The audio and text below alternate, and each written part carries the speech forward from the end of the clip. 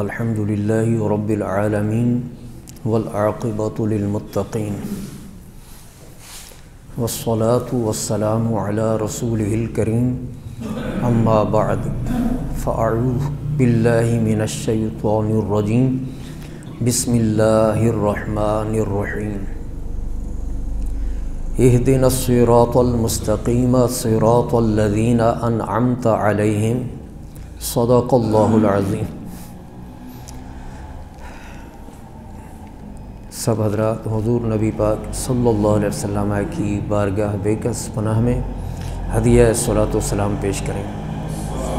الصلاۃ والسلام علیک یا سیدی یا رسول اللہ وعلی آلک و صحابک یا سیدی یا حبیب اللہ۔ الصلاۃ والسلام علیک یا سیدی یا خاتم النبیین وعلی آلک و صحابک یا سیدی یا شفیع المذنبین۔ حضرات گرامی، سورہ فاتحہ کی 5ویں اور 6ٹھی آیہ مبارکہ کی میں نے تلاوت کی، جس میں اللہ رب العزت اپنے بندوں کو یہ تعلیم دیتے ہیں، مولا تو ہمیں سیدھے راستے پر چلا، صراط مستقیم پر چلا، اور پھر ساتھ ہی آگے یہ بھی عرض کرے اللہ پاک کی بارگاہ میں بندہ کہ صراط الذین انعمت علیہم، وہ جو صراط مستقیم ہے وہ ان لوگوں کا راستہ ہے جن پر تیرا انعام ہوا، تو اپنے انعام یافتہ بندوں کے راستے پر ہمیں چلا۔ اور انعام یافتہ بندوں کا پہلے دروس کے اندر ذکر کیا گیا کہ ان سے مراد وہ کون کون ہیں؟ 4 گروہ ہیں، اور اس کا ذکر اللہ رب العزت نے سورہ نساء میں فرمایا کہ جن پر اللہ کا انعام ہوا، فرمایا من النبیین، وہ اللہ کے نبی ہیں، والصدیقین، وہ صدیق ہیں، والشہداء، اور وہ شہید لوگ ہیں، والصالحین،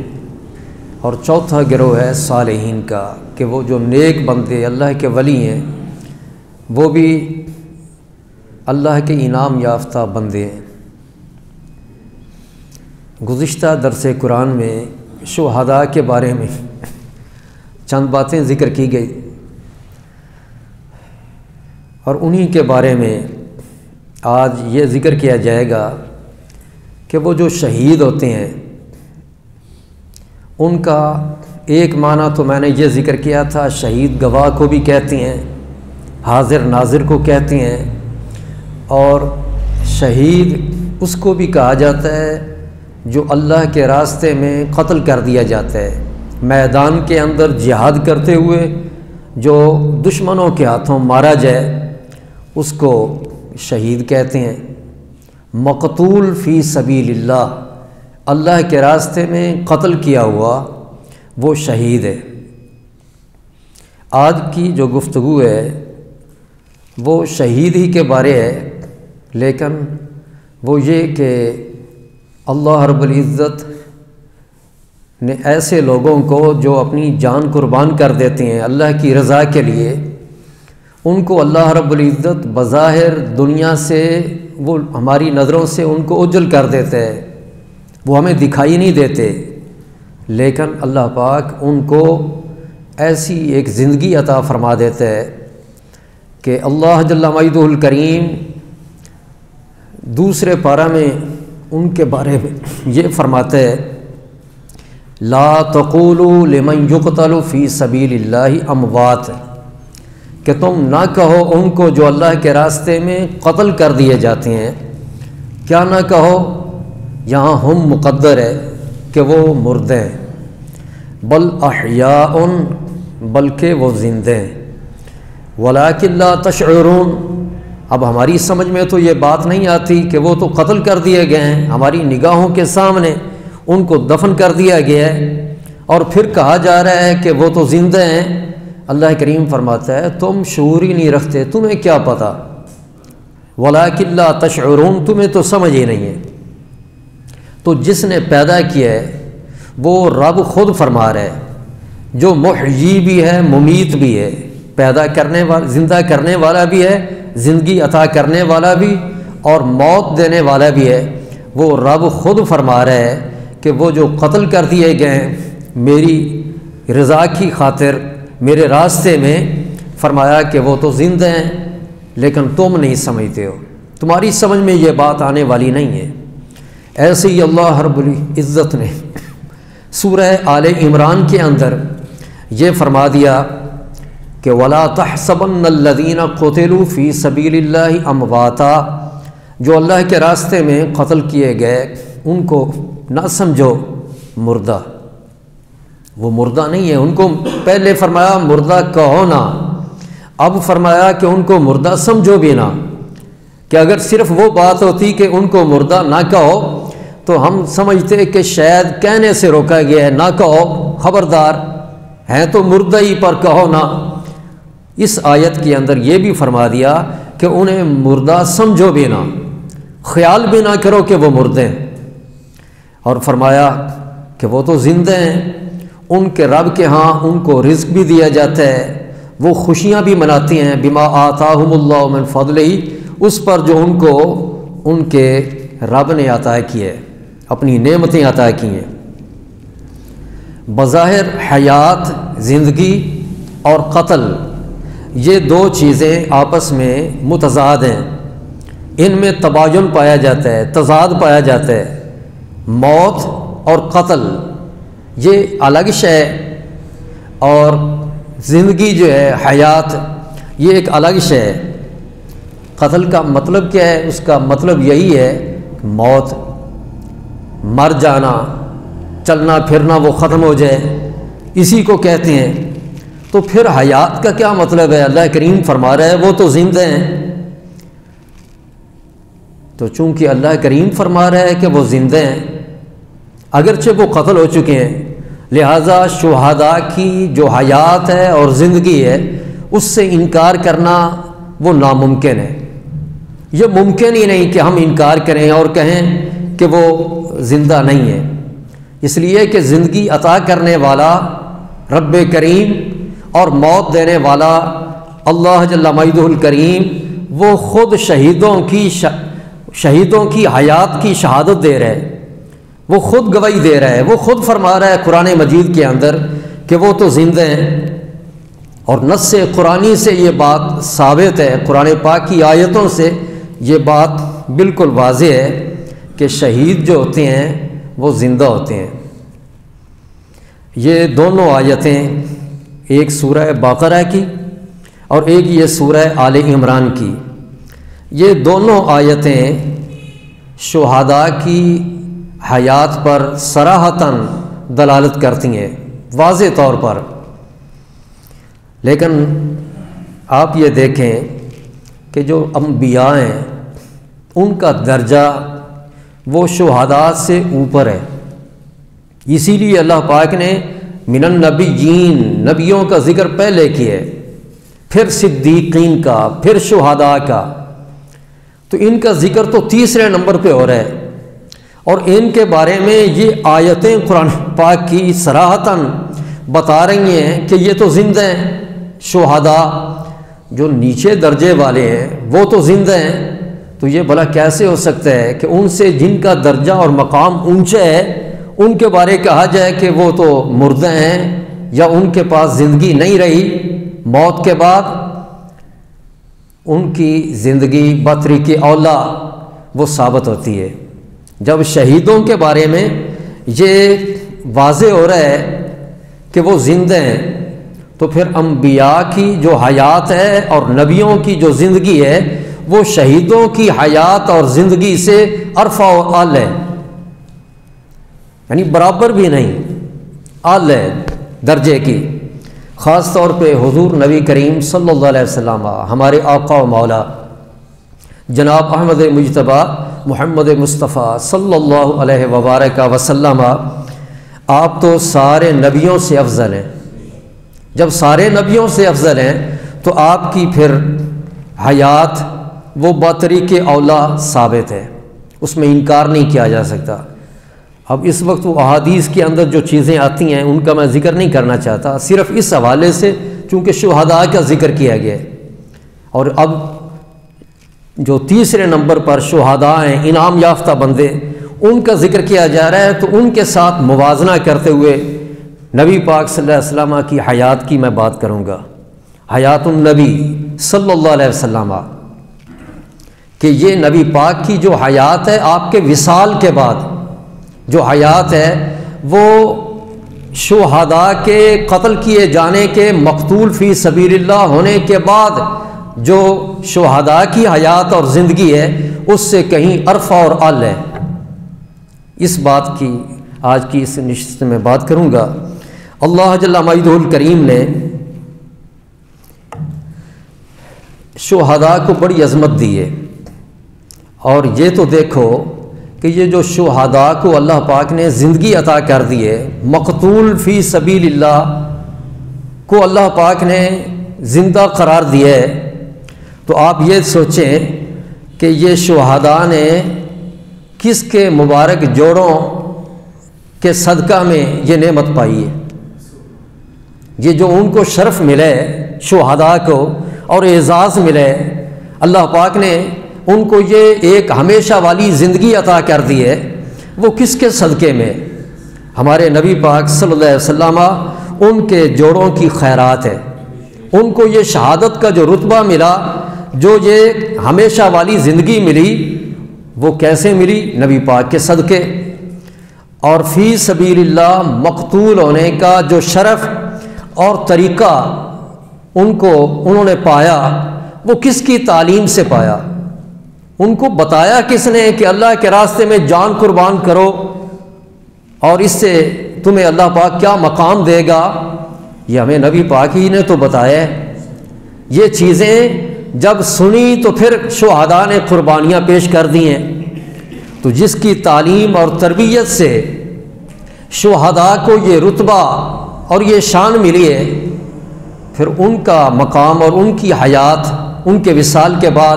وہ کتنی عظیم الشان ہوگی۔ تو شہداء کی ہمیشہ والی زندگی نبی پاک صلی اللہ علیہ وسلم کے نعلین کا صدقہ ہے، نبی پاک صلی اللہ علیہ وسلم کے جوڑوں کا صدقہ ہے۔ اللہ جل مجدہ الکریم نے نبی پاک صلی اللہ علیہ وسلم کو جو زندگی عطا فرمائی ہے وصال کے بعد، اس میں کوئی شک نہیں کہ اللہ پاک نے نبی پاک صلی اللہ علیہ وسلم کو بھی موت سے گزارا ہے۔ وہ قرآن پاک کی آیتیں واضح طور پہ بتاتی ہیں کل نفس ذائقۃ الموت، اور فرمایا کہ انک میت وانہم میتون، اس سے انکار نہیں، وصال ہوا، موت بھی ہوئی، لیکن کیسی موت؟ وہ باقی جو ہیں جن کی موت ہوتی ہے یا جو قتل ہوتے ہیں ان جیسا قتل اور ان جیسی موت نبی پاک کی موت نہیں ہے۔ باقی شہداء ان کو اللہ رب العزت حیات عطا فرماتا ہے، اور نبی پاک صلی اللہ علیہ وسلم کو وصال کے بعد حیات جو عطا کی یہ بھی برابر نہیں۔ یہ نبی پاک کی جو حیات بعد الوصال ہے وہ شہداء کی حیات سے کہیں عرف ہے، کہیں بلند و بالا ہے۔ اللہ جل مجدہ الکریم نے، اور وہ جو شہداء کی حیات ہے اس کے بارے قرآن پاک کی آیتیں واضح طور پہ بتاتی ہیں کہ ان کو اللہ پاک نے حیات عطا فرمائی۔ اب دیکھنا یہ ہے کہ شہداء کو اللہ رب العزت نے یہ شرف عطا کر دیا کہ وہ زندے ہیں، زندگی عطا کر دی ہے۔ شہادت کے بعد اللہ رب العزت نے ان کو ہمیشہ والی ایک زندگی عطا کر دی ہے، اور نبی پاک صلی اللہ علیہ وسلم کو بھی اللہ پاک نے وصال کے بعد ایک زندگی عطا کر دی ہے۔ لیکن اب آپ نے اس بات پہ غور کرنا ہے کہ جو شہید ہیں ان کے اندر خصوصیات کیا کیا پائی جاتی ہیں۔ جب وہ زندہ ان کو قرار دیا گیا تو زندوں والی کوئی نہ کوئی خصوصیت وہ نظر آنی چاہیے۔ اللہ رب العزت نے امتیاز ان کو حاصل عطا کیا ہے، امتیاز حاصل ہے شہداء کو بھی۔ کیا امتیاز حاصل ہے؟ کہ انہیں غسل میت کی ضرورت نہیں۔ باقی جب مرتے ہیں تو ان کو ان کی موت کے بعد غسل دیا جاتا ہے، نہلایا جاتا ہے، لیکن شہداء کو ان کی شہادت کے بعد نہلایا نہیں جاتا۔ یہ جو غسل میت ہے اس کی ضرورت ہی نہیں۔ یہ ایک امتیاز حاصل ہوا کن کو؟ جو اللہ کے راستے میں قتل کر دیے جاتے ہیں، جو شہید ہو جاتے ہیں۔ تو شہداء جو ہیں وہ شہید ہو جانے کے بعد ابھی دفن نہیں ہوئے، اس سے پہلے ہی یہ بات واضح ہو رہی ہے کہ وہ زندہ ہیں۔ کیسے زندہ ہیں؟ کہ ان کو غسل نہیں دیا جاتا۔ کی بھی حضرات یہی کہتے ہیں کہ غسل نہیں دیا جاتا، لیکن امام شافعی علیہ رحمہ تو وہ یہ کہتے ہیں ان کی نماز جنازہ بھی نہ پڑھی جائے۔ ہم حنفی یہ کہتے ہیں، احناف کے نزدیک یہ ہے کہ ان کو غسل نہیں دیا جائے گا، ان کو کفن نہیں دیا جائے گا، وہی کپڑے کہ جو پہنے ہوئے تھے اور خون بھی لگ گیا ہے ان کے ساتھ لگا ہوا ہے، اسی کے ساتھ دفن کر دیا جائے، کفن بھی نہیں۔ حالانکہ مردہ جو ہوتے ہیں، ایماندار فوت ہوتے ہیں، ان کو غسل بھی دیا جاتا ہے، ان کو کفن بھی، نئے کپڑے بھی پہنائے جاتے ہیں، پہلے کپڑے اتار دیے جاتے ہیں، لیکن شہداء ان کے پہلے کپڑے نہیں اتارے جاتے۔ تو یہ ان کی حیات کی ایک دلیل ہے کہ وہ زندہ ہیں۔ اور امام شافعی علیہ رحمہ تو یہ بھی کہتے ہیں نماز جنازہ بھی ادا نہ کیا جائے، لیکن ہم کیوں کہتے ہیں کہ نماز جنازہ ادا کیا جائے؟ چونکہ حضور نبی پاک صلی اللہ علیہ وسلم نے بھی نماز جنازہ شہداء کی ادا کی، اور صحابہ کرام کا بھی یہ طرز عمل رہا ہے، تو ہم بھی شہداء کی نماز جنازہ وہ ادا کرتے ہیں۔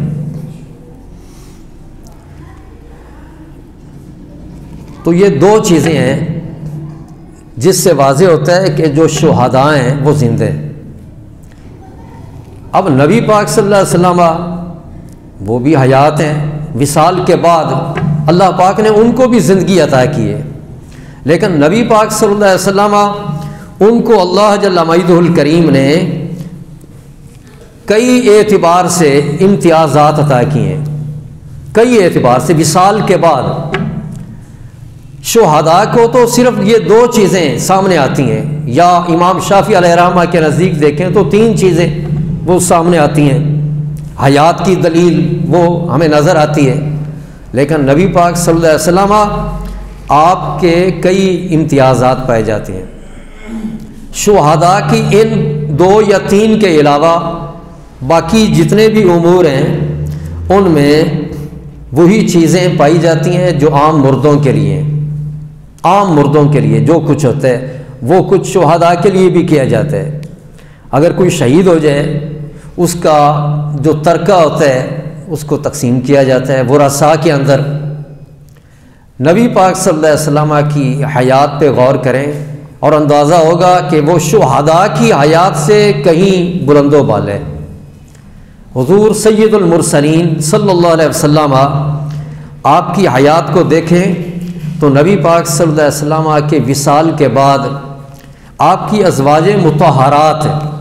تمام مسلمانوں پر اسی طرح حرام ہیں کہ جس طرح نبی پاک صلی اللہ علیہ وسلم کے وصال سے پہلے آپ کی ظاہری زندگی کے اندر حرام تھیں۔ اللہ رب العزت قرآن مجید میں فرماتے ہیں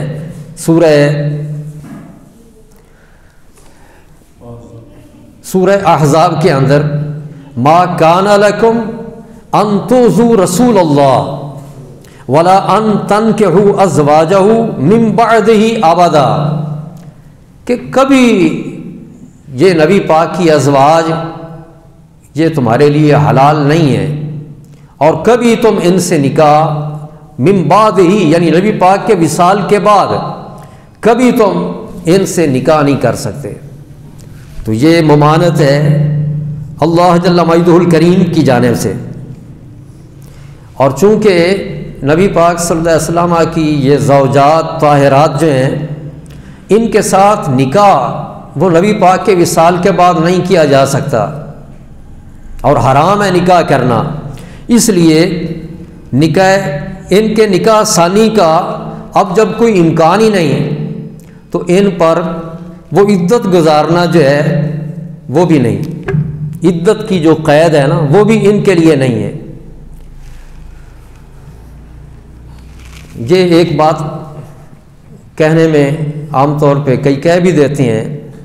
اور یہ بات کہی جا سکتی ہے ایک اعتبار سے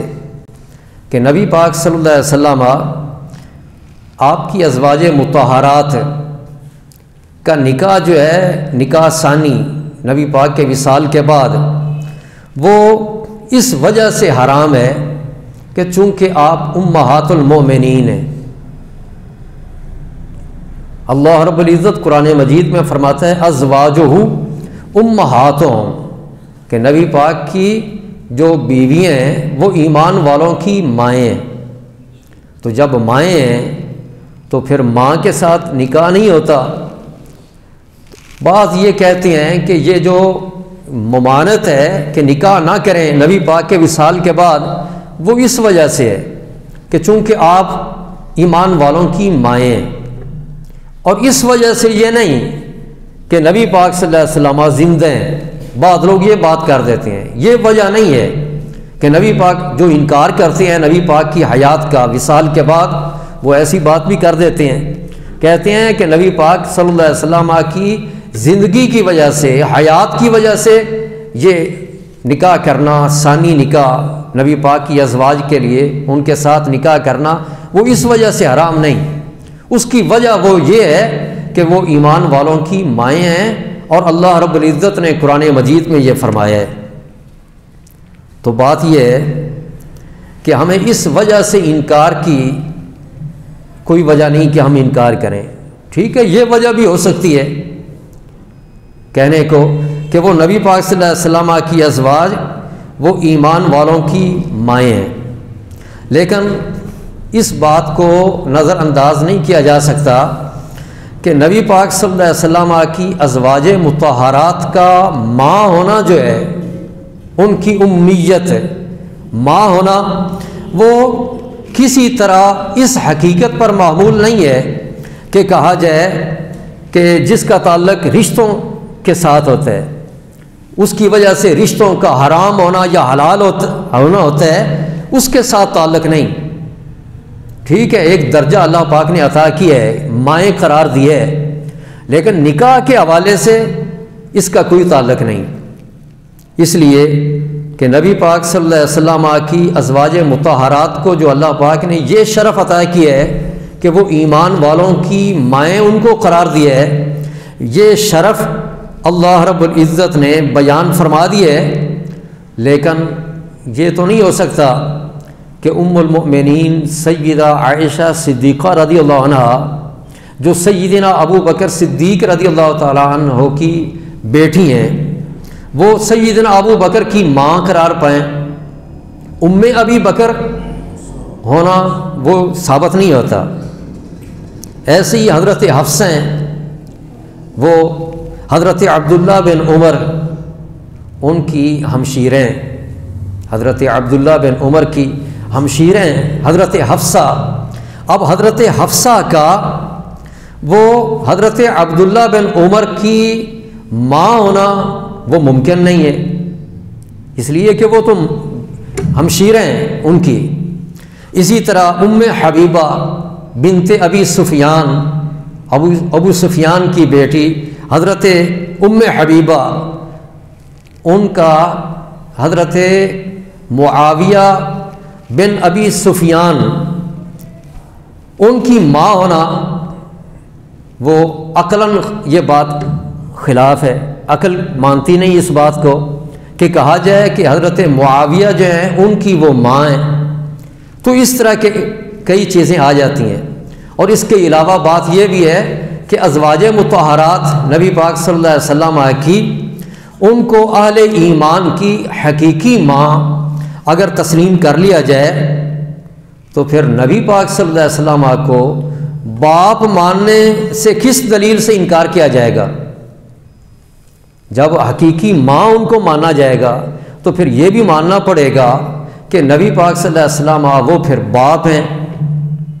جبکہ اللہ جل مجدہ الکریم قرآن مجید میں یہ فرماتا ہے کہ ما کان محمد ابا احد من رجالکم، کہ محمد صلی اللہ علیہ وسلم تم مردوں میں سے کسی مرد کے باپ نہیں ہیں۔ اب اگر ابوت کو، باپ ہونے کو، نبی پاک کے باپ ہونے کو، ایمان والوں کے باپ ہونے کو تسلیم کر لیا جائے تو تسلیم کر لینے کے بعد اس آیت کا کیا جواب ہوگا کہ جو قرآن مجید میں اللہ رب العزت سب ایمان والوں کو خطاب کر کے فرما رہا ہے کہ تم مردوں میں سے کسی کے باپ نہیں ہیں محمد صلی اللہ علیہ وسلم۔ اگرچہ اس آیت کا شان نزول وہ حضرت زید ان کے بارے میں ہے، لیکن سارے مردوں کے باپ ہونے کی یہاں پہ تردید کی گئی ہے، جبکہ نبی پاک صلی اللہ علیہ وسلم کی ازواج مطہرات کے لیے مائیں ہونا، امہات ہونا یہ مسلم ہے، یہ قرآن پاک کی آیت بتا رہی ہے۔ اب یہ دو چیزیں ذہن میں رکھیں، ایک طرف نبی پاک کی ازواج کو قرآن پاک کی آیت بتا رہی ہے کہ وہ مائیں ہیں، دوسری طرف نبی پاک صلی اللہ علیہ وسلم کے بارے قرآن پاک کی آیت بتا رہی ہے کہ وہ تو مردوں کے باپ نہیں ہیں۔ ادھر نفی کی جا رہی ہے اور ادھر ان کے لیے اس بات ہے۔ تو بات کیا ہے؟ اصل میں بات یہ ہے کہ حضور نبی پاک صلی اللہ علیہ وسلم کے لیے باپ ہونا مان لینا، ایمان والوں کا باپ ہونا مان لینا، یہ اصل میں نبی پاک صلی اللہ علیہ وسلم کی شان کو گھٹانا ہے۔ یہ شان کو گھٹانا ہے۔ گھٹانا کس طرح ہے؟ وہ اس طرح کہ ماں باپ سے بڑھ کر نبی پاک صلی اللہ علیہ وسلم کہیں زیادہ ارحم علی الامہ ہیں، امت کے اوپر رحمت کرنے والے اور مہربان وہ نبی پاک صلی اللہ علیہ وسلم وہ والدین سے کہیں بڑھ کر ہیں۔ اگر کہا جائے کہ وہ سب ایمان والوں کے باپ ہیں تو پھر یہ شان کو گھٹانا بنتا ہے۔ اس لیے اللہ پاک نے نفی کر دی، فرمایا کہ نہیں، یہ میرے حبیب جو ہیں یہ تم مردوں میں سے کسی کے باپ نہیں ہیں، نفی کر دی۔ اور نبی پاک کے بارے یہ فرمایا کہ عزیز علیہ ما عنتم حریص علیکم بالمؤمنین رؤوف الرحیم۔ تو یہ نبی پاک صلی اللہ علیہ وسلم کی شان کو گھٹانا بنتا تھا۔ تو یہ نفی جو ہے باپ ہونے کی نفی، ایمان والوں کے باپ ہونے کی نفی نبی پاک صلی اللہ علیہ وسلم کے لیے وہ کیوں ہے؟ نبی پاک کی رفعت شان کے لیے، شان کی رفعت کی وجہ سے یہ نفی کی گئی ہے۔ جس طرح نبی پاک صلی اللہ علیہ وسلم کی شان کو بلند ظاہر کرنے کے لیے نفی کر دی گئی کہ آپ ایمان والوں کے باپ نہیں ہیں، اسی طرح ہی نبی پاک صلی اللہ علیہ وسلم کی ازواج مطہرات جو ہیں ان کے لیے ماں ہونے کا ثابت کرنا کہ وہ ایمان والوں کی مائیں ہیں، یہ ماؤں کے ہونے کا اس بات یہ ان کے غیر معمولی شرف کو ظاہر کرنے کے لیے، یہ ان کی عظمت اس بات پہ واضح کی جا رہی ہے کہ وہ جیسے ماں کا بڑا مقام ہے ایسے ہی نبی پاک کی ازواج مطہرات کا بھی بڑا مقام ہے، بڑی شان ہے۔ تو ایک طرف ازواج مطہرات کو ماں قرار دیا گیا، وہ بھی عظمت اور شان کو ظاہر کرنے کے لیے، دوسری طرف نبی پاک صلی اللہ علیہ وسلم کے سارے ایمان والوں کے باپ ہونے کی نفی کی گئی، وہ بھی نبی پاک صلی اللہ علیہ وسلم کی رفعت شان کی وجہ سے۔ دونوں پہلو الگ الگ ہیں اور دونوں ہی شان کی رفعت کی بنا پہ ہیں۔ تو اللہ جل مجدہ الکریم نے نبی پاک صلی اللہ علیہ وسلم کی ازواج مطہرات کو حرام قرار دیے سب ایمان والوں کے لیے کہ نبی پاک صلی اللہ علیہ وسلم کے وصال کے بعد کوئی بھی نبی پاک کی کسی زوجہ سے بھی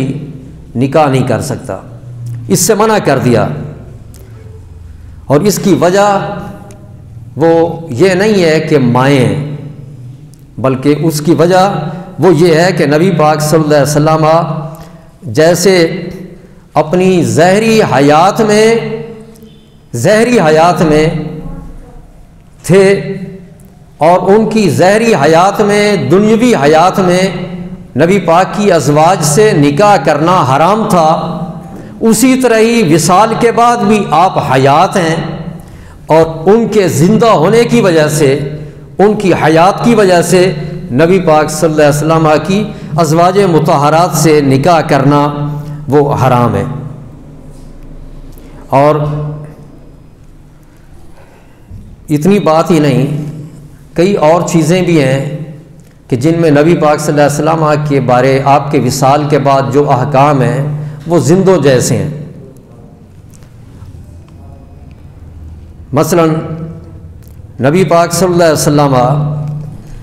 آپ کا ترکہ جو ہے وہ تقسیم نہیں کیا گیا۔ شہداء وہ جب اس دنیا سے چلے جاتے ہیں وہ پیچھے جو مال چھوڑ جاتے ہیں اس کو تقسیم کیا جاتا ہے، باوجود اس کے کہ قرآن پاک کی آیتیں ان کے بارے بتاتی ہیں کہ وہ تو زندہ ہیں، لیکن جو شریعت کا قانون ہے اس قانون کے مطابق ان کا جو پیچھے چھوڑا ہوا مال ہے وہ وارثوں کے درمیان تقسیم کیا جاتا ہے، مگر ہمارے زندہ نبی صلی اللہ علیہ وسلم ان کا کوئی مال بھی وہ وارثوں کے اندر تقسیم نہیں ہوا۔ نبی پاک صلی اللہ علیہ وسلم آپ نے اپنے آخری لمحات میں، زہری حیات کے جو آخری لمحات تھے اس میں نبی پاک صلی اللہ علیہ وسلم نے ساری چیزیں خیرات کر دی تھیں، ساری چیزیں خیرات کر دیں، یہاں تک کہ وصال کی رات نبی پاک صلی اللہ علیہ وسلم کی شب وصال جو ہے وہ جو گھر کا چراغ تھا اس کے اندر تیل جو تھا وہ تیل بھی باقی نہیں تھا، ہر شے نبی پاک صلی اللہ علیہ وسلم نے آپ نے جو آپ کے پاس وہاں موجود تھی آپ نے خیرات کر دی تھی وصال سے پہلے، مگر جو چیزیں وہاں سامنے موجود نہ ہونے کی وجہ سے آپ خیرات آپ نے نہیں کی، ان کے بارے میں یہ ہے کہ آپ نے پہلے ہی یہ اعلان فرما دیا تھا، آپ نے ارشاد فرمایا کہ لا نارث ولا نورث، کہ ہم لوگ جو پیچھے مال چھوڑیں اس کے نہ تو ہم وارث ہوتے ہیں اور نہ ہی ہم آگے کسی کو وارث بناتے ہیں۔ نبی پاک صلی اللہ علیہ وسلم نے پہلے ہی بتا دیا، فرمایا ہم تو نبی ہیں، لا نارث ولا نورث، نہ ہم ترکہ لیں اور نہ ہم ترکہ دیں، یہ دونوں چیزیں ہی نہیں۔ چنانچہ چاروں خلفائے راشدین انہوں نے نبی پاک صلی اللہ علیہ وسلم کے اس ارشاد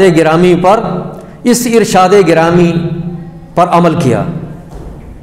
سیدنا صدیق اکبر، سیدنا عمر فاروق، سیدنا عثمان غنی، حتیٰ کہ حضرت مولا علی کرم اللہ تعالی وجہ الکریم نے بھی وہ تقسیم نہیں کیا، کیونکہ نبی پاک صلی اللہ علیہ وسلم نے منع فرما دیا۔ تو یہ ترکہ کی جو عدم تقسیم ہے، ترکہ کو تقسیم نہ کرنا، آپ کے وصال کے بعد ترکہ کی تقسیم کا نہ ہونا، یہ نبی پاک صلی اللہ علیہ وسلم کی حیات کی بہت بڑی دلیل ہے، آپ کے زندہ ہونے کی وصال کے بعد زندہ ہونے کی بہت بڑی یہ دلیل ہے۔ اور ایک اور شے پہ بھی غور کر لیں کہ شہداء کی نماز جنازہ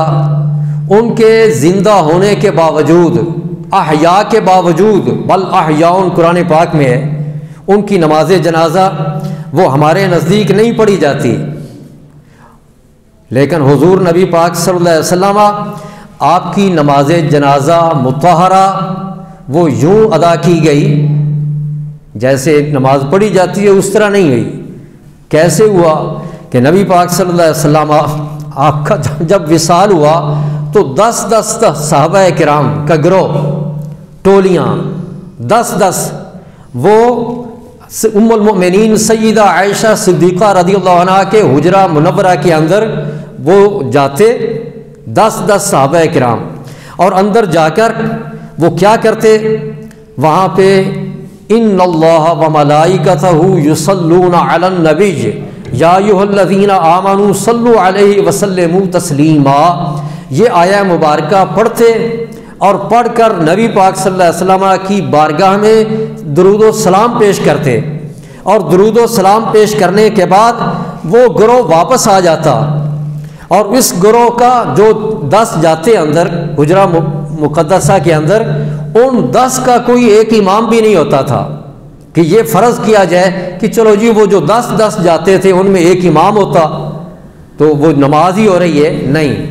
ان میں کوئی ایک امام بھی مقرر نہیں کیا جاتا تھا کہ ان 10 میں سے ایک یہ امام ہے ان کا، بلکہ بغیر امام کے 10 صحابہ کرام وہ حجرہ مقدسہ کے اندر گئے اور جا کر درود و سلام پیش کیا اور باہر آ گئے، پھر 10 اور ہے، پھر 10 اور، اس طرح نبی پاک صلی اللہ علیہ وسلم کے ساتھ ہوا۔ یہ بھی دلیل کس بات کی ہے کہ حضور نبی پاک صلی اللہ علیہ وسلم وصال کے بعد وہ زندہ ہیں، اور اللہ جل مجدہ الکریم نے